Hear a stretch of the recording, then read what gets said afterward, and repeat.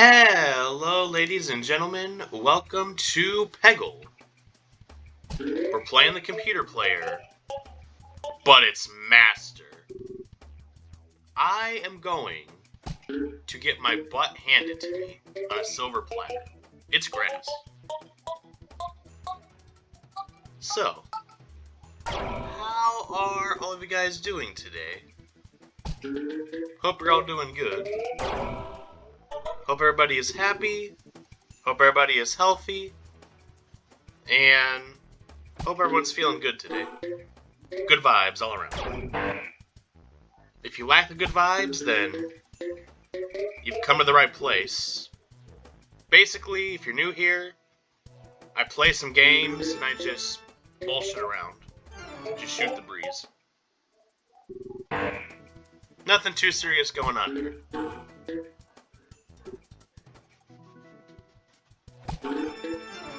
Well, I'm already getting blown out of the water into the first play. But that's Master for you.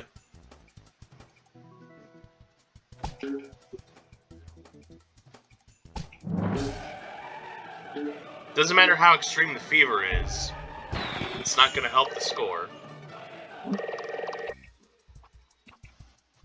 My own spooky powers are being used against me here. I'm getting Renfielded. Is Renfield supposed to be a reference to something? Like a famous pumpkin patch? I really don't know. It sounds pumpkin patch-esque.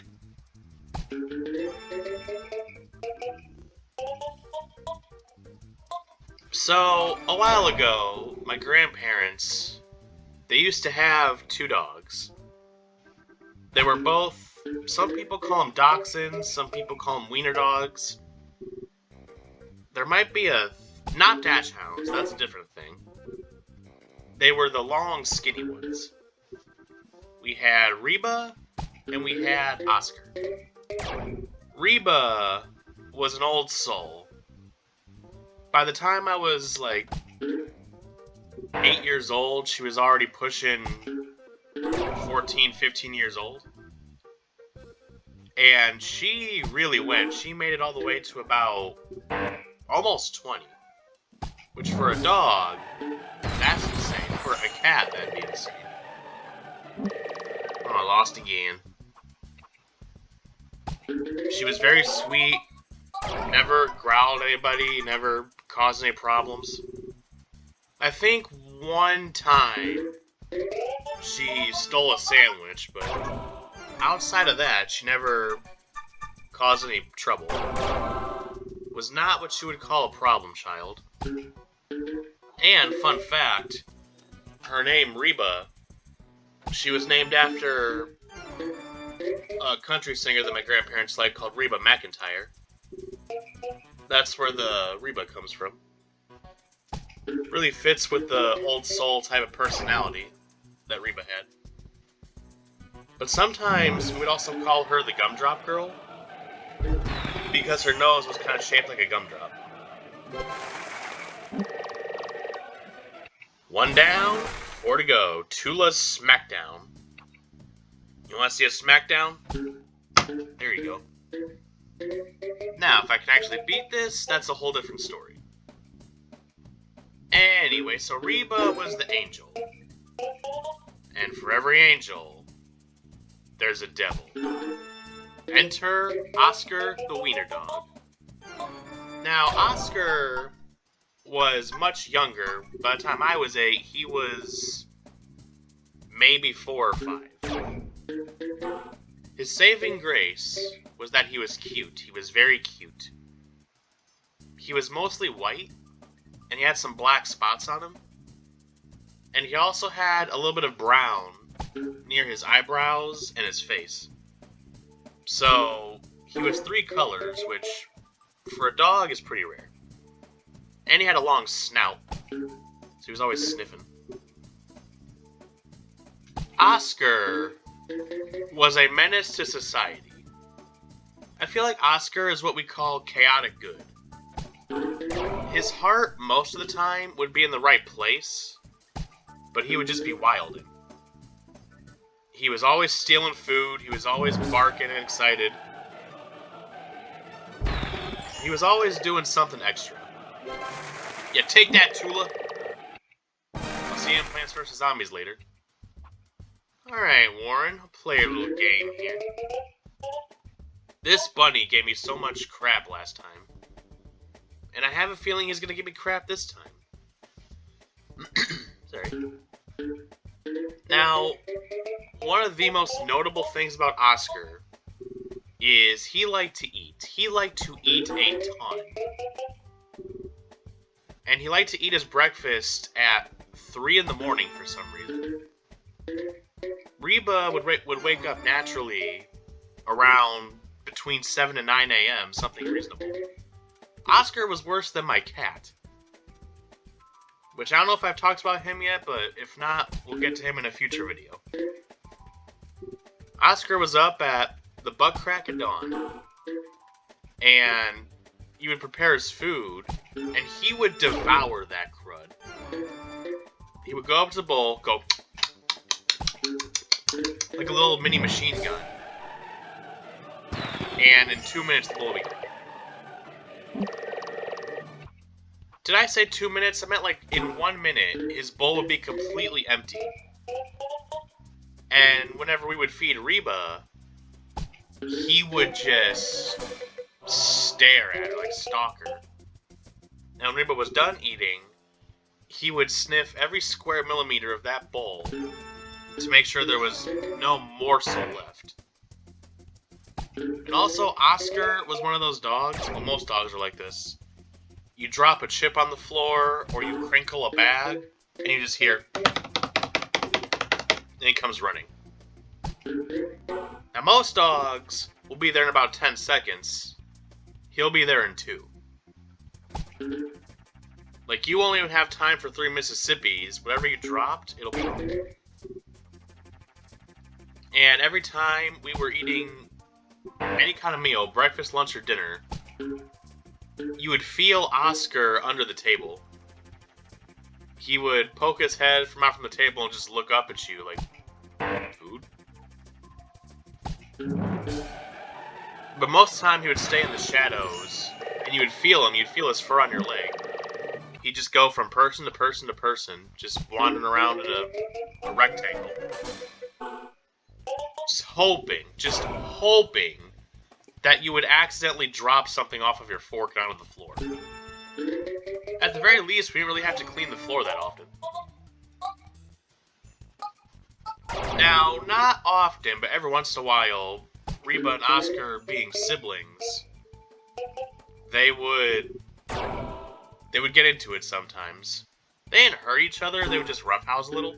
And one time it was kind of bad, like they were growling and they were biting. And I was visiting at the time, so I saw this happen. And I was a kid, so I didn't really know how to break them up. So I just yelled at them like how people yell at humans. I go, hey, you're your brother, and she's your sister. Stop it. And they stop, and I walk out of the room, and I hear them going at it again. Well, my final score was 6, but I needed 600. Go figure. And I keep telling them, like, hey, stop it. Now, I don't know why I did this, but they started fighting again. I went in there, and I just screamed. I'm like, everybody stop! And these two dogs stared at me for like 30 seconds straight, and they weren't fighting, they started doing dog stuff. Now, the way that my grandma's old house was set up, her old house was huge. We called it the basement, but it wasn't really a basement because it wasn't underground. The main part of the house was technically the second story, but it was a walk-in basement, so if you were on ground level, you use a sliding glass door to walk into the basement, and then you could go upstairs to the main part of the house, where the kitchen, living room, and bedrooms were. Now, the kitchen and living room, it was like the Krusty Krab. There was a little open window could look into the living room, or if we were in the living room, you could look into the kitchen. There's just this little window area. And I'm in the kitchen, probably getting a snack, and I'm watching the dogs from the window, and they keep looking up at me and then looking at each other. Now, they're not growling, but they're kind of giving each other these looks like, I'm gonna fight. You wanna fight? Because I wanna fight. Every time I walked in the room, they would just go back to being normal dogs. It's like Perry the Platypus, going from normal to being Agent P. I walked in the room, they act normal. I walked out of the room, and then start watching them discreetly. They would look at each other, but every once in a while, they would look through that window like, is he still watching? Now, they still fought after that, but from that day forward, they never fought that bad again. I don't know if I accidentally scared them, or if they're like, oh, maybe we should get our stuff together. Now, speaking of fighting, sometimes me and my grandpa would roughhouse. You know, just messing around. For some reason, Oscar did not like it when me and my grandpa would roughhouse with each other. This bunny, man, this bunny, I hate him. Well, actually, I don't know what was going on. Maybe he thought my grandpa was trying to hurt me. Maybe he thought I was trying to hurt him. Maybe he looked up to my grandpa as the alpha, so I was attacking the leader. Or he wanted to have fun as well. I really don't know what he was thinking. But every single time me and my grandpa would roughhouse, he would run up and he'd start nipping at me. He never nipped my grandpa, he just nipped me. He didn't bite hard, like, he would, like, latch onto me and, like, he'd go, rrr, rrr, rrr. So it got to a point where we couldn't really roughhouse anymore. And when we did, I was just waiting, like, oh god, here comes Oscar. So whether he wanted to play or if he was trying to protect my grandpa, I really couldn't tell you.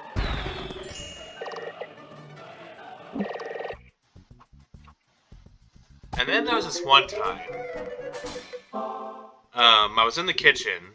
We were all in the kitchen. We had just finished dinner.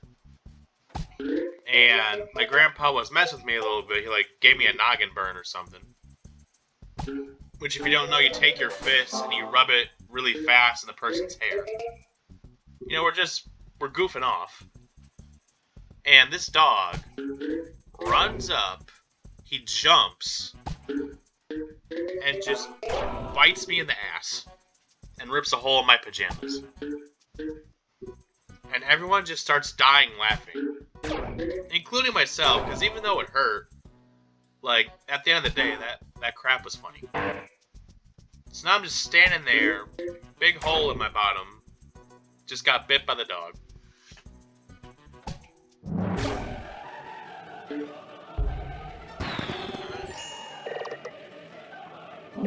Damn. And then afterwards, after the dust had settled, Oscar just looks around like, what'd I do? Just this innocent look.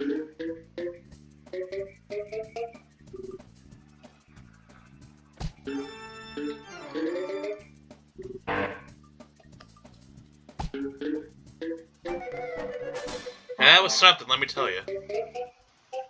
And then, Thanksgiving rolled around. Now, 99% of the time, my grandparents host Thanksgiving, so we go over there. You know, get everybody over, we have turkey, we got mashed potatoes, all the Thanksgiving stuff. And I get to catch up with all my cousins. So we're preparing everything, and on the table, we've got a stick of butter for the rolls. So we're not all the way set up yet, but we're getting there.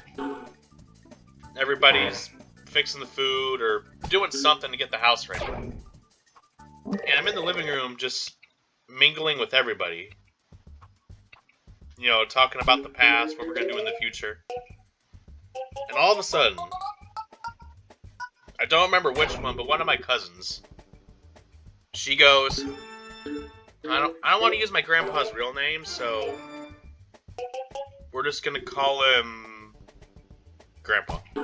I hear my cousin go, Uncle Grandpa, Oscar's on the kitchen table. And we all run in.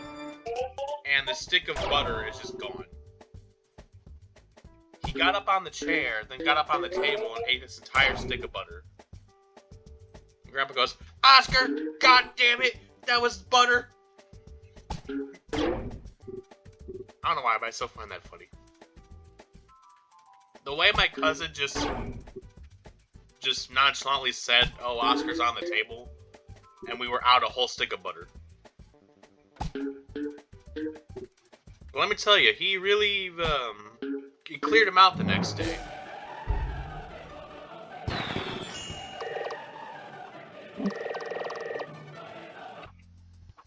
For the next, day or two, it wasn't dog turds, it was bird turds. Well, actually, I think if anybody ate a stick of butter, it would give them digestive problems.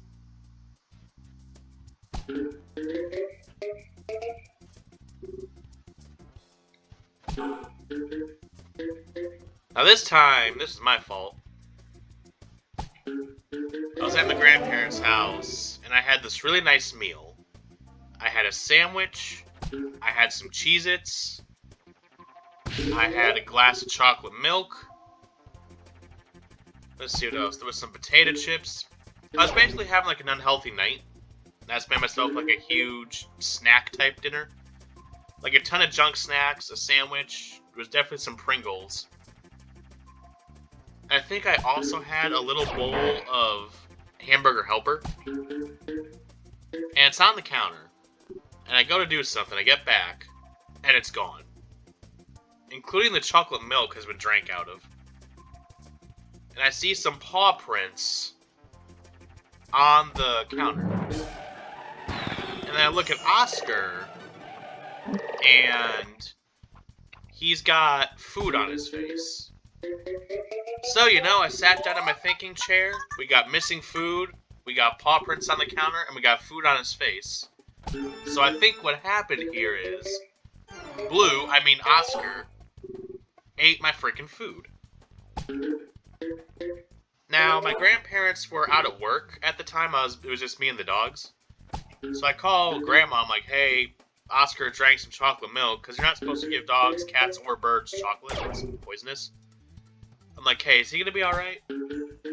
We kept an eye on him, and thankfully nothing bad happened. He was fine. But I lost one of the greatest meals of all time.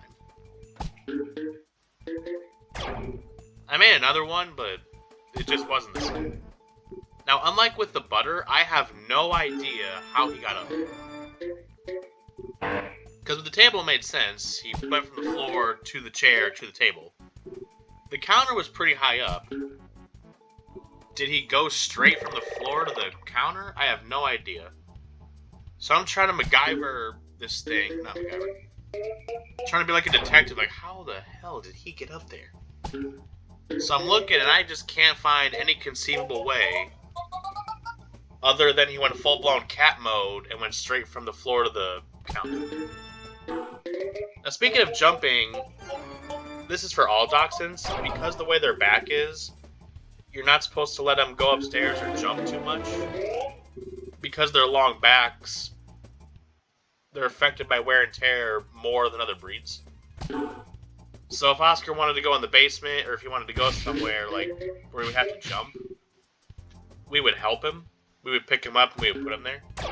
And he always looked so pissed when you would help him, I didn't need your help, I got 4 legs.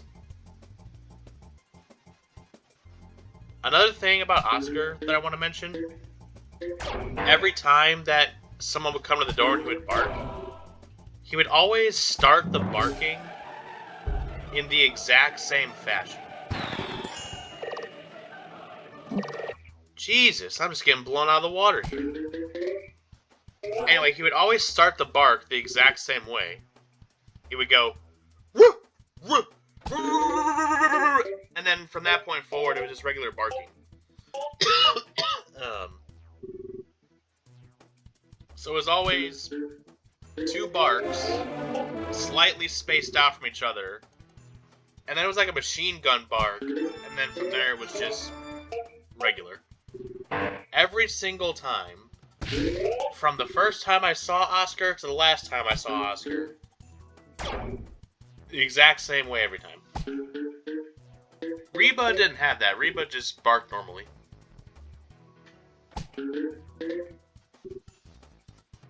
And also, Oscar didn't really like to be left alone. He could tell, like, if people were packing suitcases and people were moving stuff around. He could tell when you were about to leave.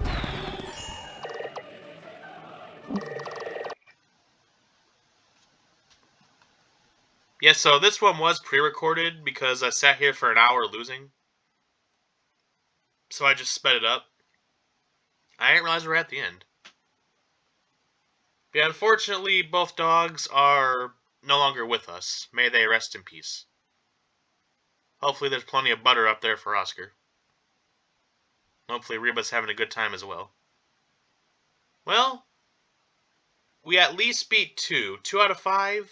That is a failing grade, but there's a benefit to failing. You get to learn from it and try again later. And next time I play Peggle, that's exactly what I'm going to do. Well, as always, thank you for watching. I hope you enjoyed the video. And everybody, just do me a little favor. Have yourselves a great day.